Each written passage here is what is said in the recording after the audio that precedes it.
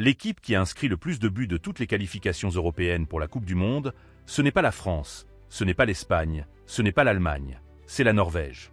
Un pays qui vient de passer 28 ans sans disputer de Coupe du Monde, pourtant, pendant que personne ne prêtait attention, ils ont détruit l'Italie à 2 reprises.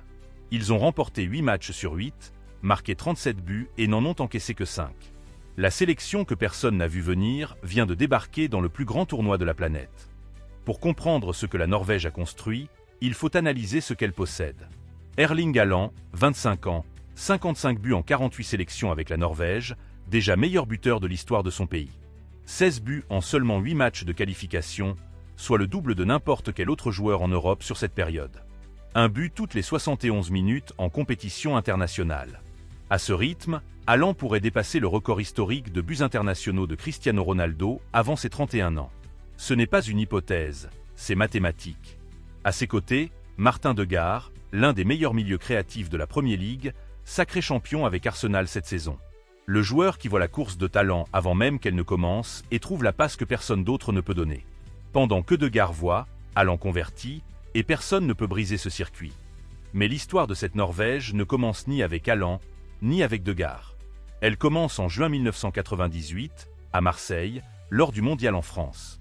La Norvège affronte le Brésil, champion du monde en titre et l'une des équipes les plus talentueuses de l'histoire. 3 ans après ce Mondial, Solbakken est victime d'un arrêt cardiaque en plein entraînement. À 33 ans, sa carrière de joueur s'arrête net. Il ne rejouera plus jamais, mais il n'a jamais cessé de vouloir retourner à la Coupe du Monde. En 2020, il devient le sélectionneur de la Norvège avec une seule idée claire: bâtir une équipe capable d'atteindre le Mondial 2026. Le football a beaucoup évolué depuis l'époque où j'étais joueur, a-t-il déclaré dans une interview à ESPN. Mais cette génération possède le même état d'esprit que nous. On peut parler de tactique pendant des heures, mais cela ne signifie rien si on ne génère pas cet esprit d'équipe. Le même esprit qui a vaincu le Brésil en 1998. La Norvège a manqué le mondial au Qatar en 2022, elle a manqué l'Euro 2024 en Allemagne. 2 tournois consécutifs sans qualification, une génération dorée de Haaland et Degar qui semblait gâchée. C'est alors que Solbakken a pris une décision qui a tout changé. Il a arrêté d'essayer de réinventer le football. Il a construit un système autour de ce que ses joueurs font de mieux et s'y est engagé à 100%. Le 4-3-3 de la Norvège est simple sur le papier, compact sans le ballon, ultra rapide en transition.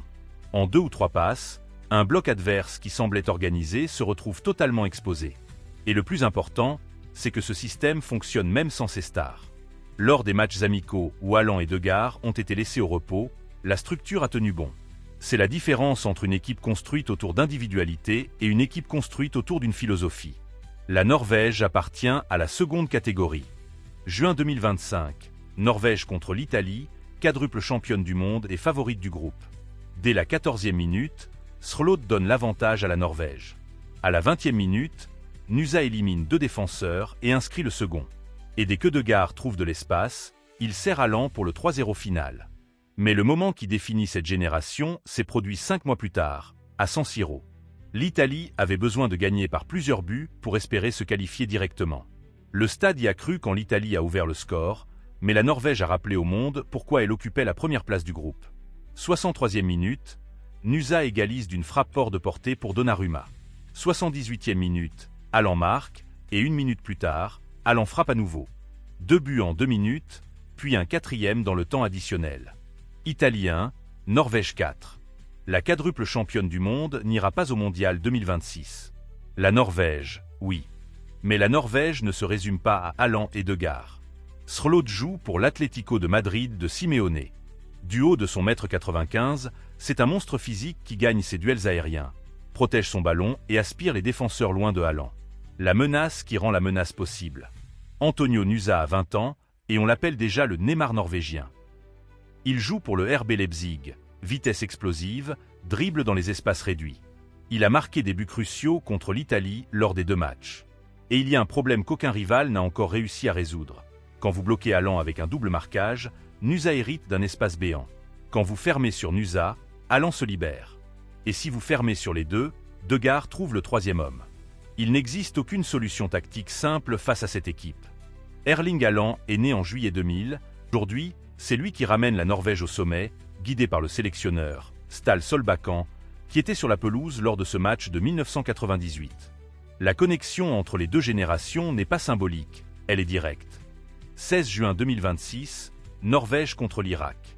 Le premier match de la Norvège en Coupe du Monde depuis France 98. L'Irak est arrivé organisé, compact, avec une défense qui a semblé capable de tenir pendant les 20 premières minutes. Et puis, la Norvège a fait ce qu'elle fait de mieux. Elle n'a pas forcé le jeu, elle n'a pas tenté de briser le bloc par des exploits individuels. Elle a attendu, construisant depuis l'arrière. Une action démarrée par le gardien est passée par 14 passes avant d'amener le premier goal. Une équipe qui sait exactement quoi faire du ballon dans chaque zone du terrain. L'Irak a égalisé, et à ce moment précis, là où beaucoup d'équipes perdent la tête, la Norvège a répondu avec un calme olympien. 3 minutes avant la pause, elle menait déjà à nouveau. En seconde période, l'Irak a eu ses meilleures occasions. La Norvège a laissé venir, a absorbé la pression, et dès qu'elle a trouvé des espaces en transition, elle les a punis. Le résultat final est de 4-1, mais le score ne capture pas l'essentiel. La Norvège n'a pas gagné parce qu'elle a Haaland, elle a gagné parce qu'elle a un système qui fonctionne, que Haaland soit dans un grand jour ou non. Le même système qui a détruit l'Italie 2 fois. Le même système que Solbakken a mis 6 ans à bâtir. Et après le match, Haaland n'a dit qu'une chose, enfin. La Norvège n'est pas favorite pour remporter le Mondial 2026. Elle n'a pas l'histoire du Brésil, elle n'a pas la génération de la France, elle n'a pas le système de l'Espagne. Mais elle a quelque chose qu'aucune de ses équipes n'a dans ce tournoi. Elle possède le meilleur attaquant du monde, affamé par 28 ans d'attente. Elle possède un système qui a déjà balayé une puissance mondiale 2 fois en qualification. Elle possède un sélectionneur qui sait ce que l'on ressent en représentant son pays au mondial, et qui a mis 28 ans à transmettre cette sensation à la génération suivante. Et ils ont quelque chose de plus difficile à mesurer que n'importe quelle statistique. Toute une génération de supporters norvégiens qui n'a jamais vu son pays en Coupe du Monde. Maintenant, ils vont le voir. La sélection que personne n'attendait, l'attaquant qui n'était pas né la dernière fois que la Norvège a joué le mondial, et un entraîneur qui a passé sa vie à essayer de revenir là où il s'était arrêté. Le mondial 2026 a un sérieux problème avec une équipe qui a attendu ce moment pendant 28 ans.